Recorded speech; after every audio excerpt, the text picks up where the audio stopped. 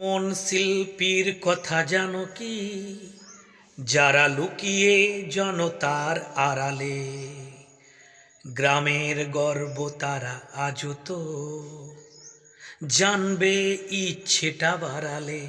ও এমন শিল্পীর কথা জানো কি? হ্যাঁ, মহান শিল্পী ফকিরচন্দ্র পাল ও অজিত পালের জীবন কথা।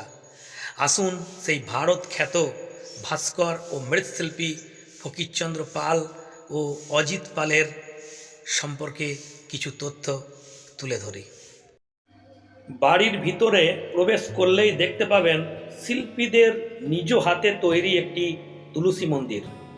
মন্দিরের দেওয়ালে একটি গৌরাঙ্গ মহাপ্রভুর প্রতিমা, মাটির বাড়ি, টালির ছাউনি দেখতে পাচ্ছেন। কুঠুরির ভিতরে চৈতন্যদেবের প্রতিমা। প্রতিদিন এই চৈতন্যদেবের পুজো করা হয় এবং বাড়ির উঠোনে চলে হরিনাম সংকীর্তন। শ্রান্ত সৃষ্ট সততায় ভরা 81 বছর বয়সের এই ভারত খ্যাত ভাস্কর শিল্পী অজিত পাল মাত্র 9 বছর বয়স থেকেই দাদা ভাস্কর শিল্পী ফকির পালের সাথে মূর্তি গড়ার কাজে যুক্ত হন। তাদের হাতের প্রথম মনসা প্রতিমা চাকতেতুল গ্রামের দক্ষিণ পাড়ায় ঘোষেদের বাড়িতে। জানা যায় তাদের মূর্তি গড়ার অনুপ্রেরণা জাগে মেমারি থেকে আসা সাধু বাবা সিদ্ধেশ্বর বন্দ্যোপাধ্যায়ের রন্ডিয়াতে দুর্গা প্রতিমা গড়া দেখে। যেন জীবন্ত মূর্তি গড়তে পারতেন ওই সাধু বাবা। সেই প্রতিমা দেখে দুই ভাই মনে মনে স্থির করলেন তাঁরাও এমন মূর্তি গড়বেই। পানাগড় বিকেল ডিপোর senior security officer Ranjit Kumar রায় কসবাতে চাঁদ সওদাগরের প্রতিষ্ঠিত শিব মন্দির দেখতে এসে জানতে পারেন ফকির পাল এবং অজিত পালের সম্পর্কে। তিনি ফকির পালের বাড়িতে যান। বাড়িতে রাখা মূর্তিগুলি দেখে মুগ্ধ হন। ভাস্কর ফকির পালকে বলেন এলাহাবাদে প্রয়াগে যাওয়ার জন্য। শিল্পীরা এক কথায় রাজি হয়ে যান। এরপর রাজ্যের বাইরে 1972 সালে রঞ্জিত কুমার রায়ের সহযোগিতায় এলাহাবাদের সাচ্চা মহারাজের হাত ধরে গোটা ভারতবর্ষের বিভিন্ন জায়গায় মূর্তি তৈরি করতে লাগলেন। এমনকি ভারতের বাইরেও নেপালেও মূর্তি তৈরি করেছেন তারা। আসুন সেই সমস্ত মূর্তির ছবি আপনাদের সামনে তুলে ধরব, শিল্পীর জীবনের কথা আপনাদের সামনে তুলে ধরব। তাই সম্পূর্ণ ভিডিওটি দেখতে থাকুন।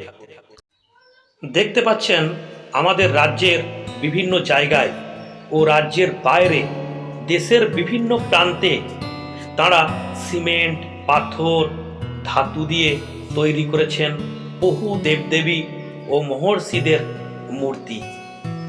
সেই মূর্তির ছবিগুলি আপনাদের সামনে তুলে ধরলাম।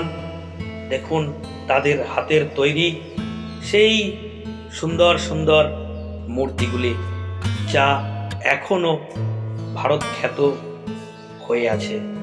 শিল্পীদের বিভিন্ন সম্মাননা, স্মারক এবং মেডেল আমি তুলে ধরলাম। দেশ এবং রাজ্যের বিভিন্ন জায়গায় তাদেরকে সম্মানিত করা হয়েছে। সেই সম্মাননার ছবি আপনাদের সামনে তুলে ধরছি। দেখতে পাচ্ছেন সেই বিভিন্ন সম্মাননা করার ছবিগুলি। শুনুন ভাস্কর শিল্পী অজিত পালের মুখ থেকে কিছু কথা। আমার নাম শ্রী অজিত কুমার পাল। আপনার বাড়ি কসবা। এখন বয়স কত হল আপনার? আবার 81 বছর পড়েছে। আপনাদের নাম ভারতবর্ষ খ্যাত। আপনারা ভাস্কর শিল্পী এবং মৃৎশিল্পীর কাজ করেছেন এবং বিভিন্ন আপনাদের হাতের তৈরি মূর্তির নিদর্শন ভারতবর্ষের বিভিন্ন জায়গায় দেখতে পাই। আপনার কাছ থেকে জানতে চাইব, এই যে ভাস্কর শিল্পী বা মৃৎশিল্পীর কাজে আপনি কখন থেকে যুক্ত হয়েছেন? দেখুন, আমি যেমন ছোটোবেলার থেকেই দাদার সঙ্গে জড়িত আর কি। দাদার সঙ্গে প্রায়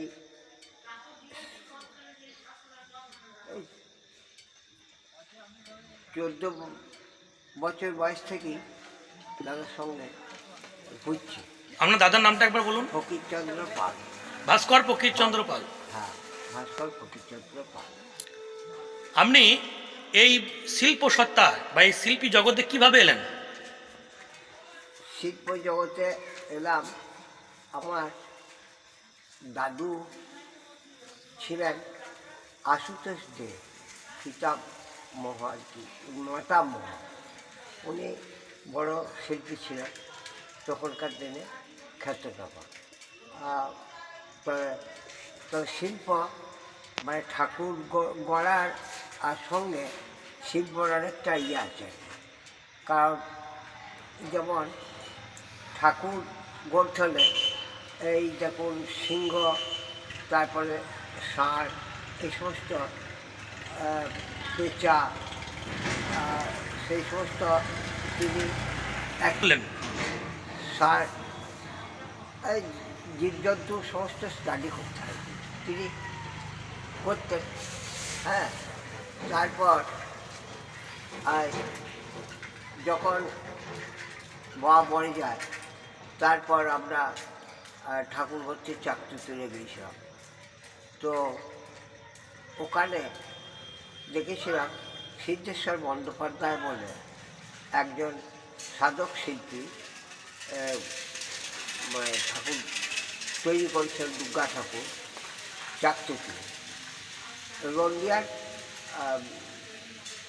রন্ডিয়ার ওই মুকুজ্জের ওখানে আর কি। তাহলে সেই দেখি আমরা দু ভাই দেখলাম, দেখে আমাদের মনে হলো, দাদা মনে হলো এই ঠাকুর গড়া সাধারণ জিনিস নয়। সেই থেকে ও মনের ভাব পাল্টে গিয়ে একদম ওই মানে আমাদের তো জীবিকা তখন শুধু ঠাকুর গড়া পথে নেমেছি। তা সেই জন্য দাদা বলল মানে শিল্প সাধনা করতে হবে। সে শিল্প সাধনা এর মধ্যে অনেক কিছু আছে, যেমন দুর্গা ঠাকুরের মধ্যে দেখা যায় সব কিছু আছে। হ্যাঁ, আচ্ছা, সেই থেকে আস্তে আস্তে ভাবধারা আমরা সমস্ত এগিয়ে চললাম আস্তে আস্তে আস্তে আস্তে। নানা জায়গায় যেখানেই করা হয় সেখানেই সুনাম অর্জন করা। আপনারা ভারতবর্ষের কোথায় কোথায় মূর্তি করেছেন? ভারতবর্ষের নানা জায়গায়, যেমন এইদিকে পশ্চিম দিকে ধরুন উত্তরপ্রদেশ, যেমন উত্তরপ্রদেশের, আর অযোধ্যা গেছি, পাঞ্জাব, তারপর নানা জায়গা, হরিয়ানা, হ্যাঁ গেছি। ভারতবর্ষের বিভিন্ন জায়গায় আপনারা এই মূর্তি করেছেন এবং আমাদের পশ্চিমবঙ্গেরও বিভিন্ন জায়গায় মূর্তি আপনাদের হাতে গড়া আছে। এই বুধবুধে যেমন ইন্দিরা গান্ধী মূর্তি আপনাদের হাতের গড়া। হ্যাঁ।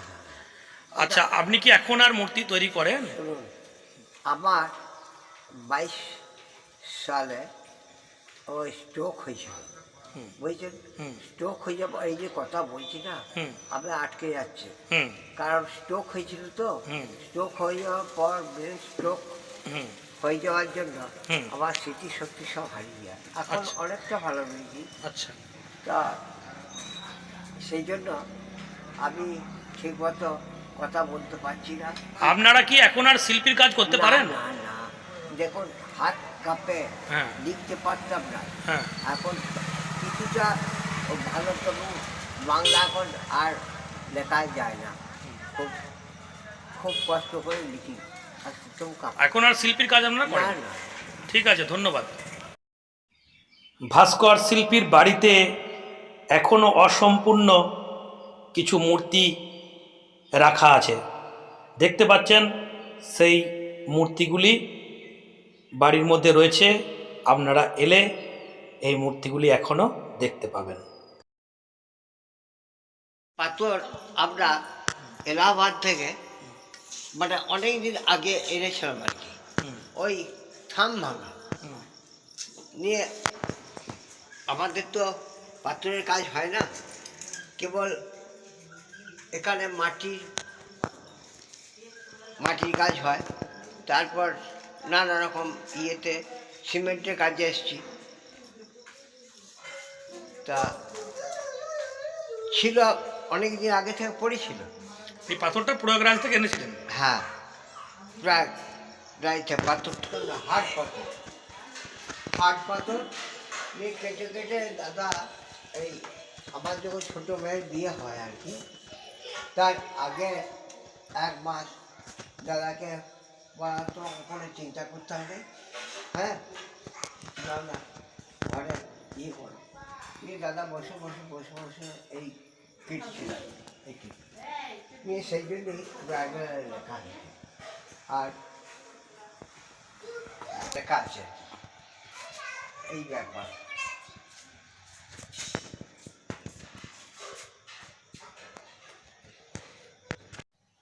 আমার লেখা পুস্তক মহান শিল্পী ফকিরচন্দ্র পাল ও অজিত পালের জীবন কথা বইটি পড়বেন, তাহলেই শিল্পীদের ইতিহাস জানতে পারবেন।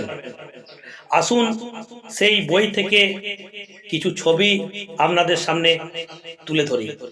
দেখতে পাচ্ছেন যে পুস্তকটি আমার লেখা, সেই পুস্তকের মধ্যে কিছু শিল্পীদের তৈরি মূর্তির ছবি তুলে ধরেছি। সেই ছবিগুলি আপনাদের সামনে দেখালাম। এই বইটি কিনলেই আপনারা বিভিন্ন মূর্তির ছবিগুলি দেখতে পাবেন। নমস্কার।